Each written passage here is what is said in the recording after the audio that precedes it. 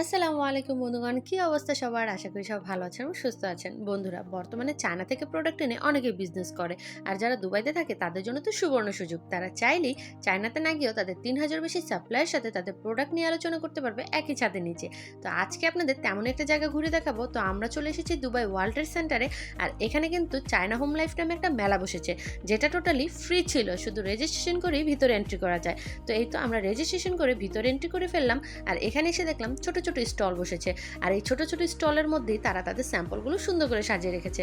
দেখতে খুবই ভালো লাগছিল। তারা এগুলো সেলও করছিল, আবার ফ্রিতেও দিচ্ছিল। আর এত এত স্টলগুলোর মধ্যে সবচেয়ে বেশি যে স্টল ছিল সেগুলো হচ্ছে কসমেটিক বা স্কিন কেয়ার প্রোডাক্টের। মানে এখানে মাথার চুল থেকে শুরু করে পায়ের নখ পর্যন্ত যত্ন নেওয়ার জন্য যা যা কিছু প্রয়োজন সব কিছু ছিল।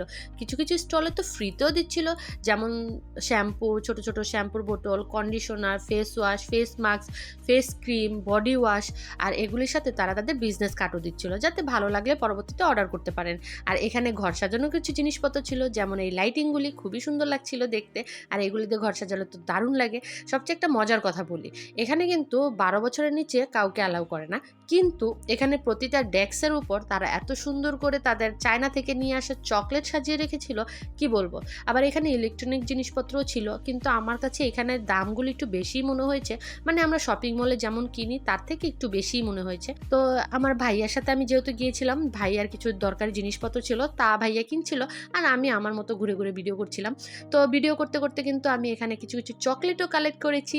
তো আমাকে যেই চকলেট দিয়েছে আমি নিয়ে নিয়েছি, কারণ চকলেট তো আমি মানা করতে পারি না। আর আপনারা সবাই জানেন চকলেট আমার অনেক পছন্দ।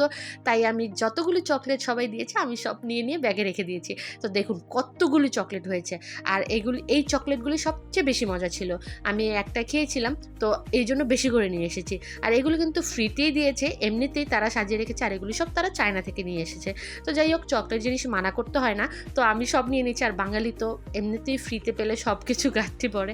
তো আমিও নিয়ে নিয়েছি। আর ফ্রিতে যদি নিজের পছন্দের জিনিস পাওয়া যায় তাহলে কেই বা মানা করবে বলেন? আমি তো ভাই মানা করতে পারি না। জানি না আপনারা কি মনে করেন। আর এখানে কিছু ইউনিক চকলেটও ছিল, যেগুলো আমি দুবাইতে আগে দেখিনি, মানে চায়না থেকে নিয়ে আসছে। তো এই জন্য আর মানাও করিনি। আচ্ছা ওয়েট, আমি যে শুধু চকলেট টোকাইছি এরকমটা ভাইবেন না যে ব্যাগ ভরে শুধু চকলেটই নিয়ে আসছে। আমি কিন্তু অনেক কিছু কিনেছিও সেখান থেকে, যদিও একটু দাম বেশি ছিল, কিন্তু আমার কাছে অনেক ভালো লেগেছে। আর এই যে এই ব্যাগটার মধ্যে আছে আমি কি কি কিনলাম, কিন্তু সেটা এই ভিডিওতে শেয়ার করবো না, তাহলে ভিডিওটা অনেক বেশি লম্বা হয়ে যাবে। এমনি তো পুরো ভিডিও কেউ দেখে না। তো এই ভিডিওটা পরবর্তীতে আপনাদের সাথে শেয়ার করব। আর এখানে কি কি কিনলাম সেটা দেখলে আপনারা অবাক হবেন। অনেক সুন্দর সুন্দর জিনিস ছিল, আর কিছু কিছু ফ্রিও জিনিস ছিল।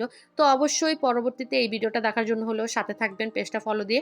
আর আজকে যে ভিডিওটা, এই ভিডিওটা কেমন হলো অবশ্যই কমেন্ট করে জানাবেন। আর ভালো লাগলে লাইক কমেন্ট করবেন। অসংখ্য ধন্যবাদ সবাইকে। আল্লাহ হাফেজ।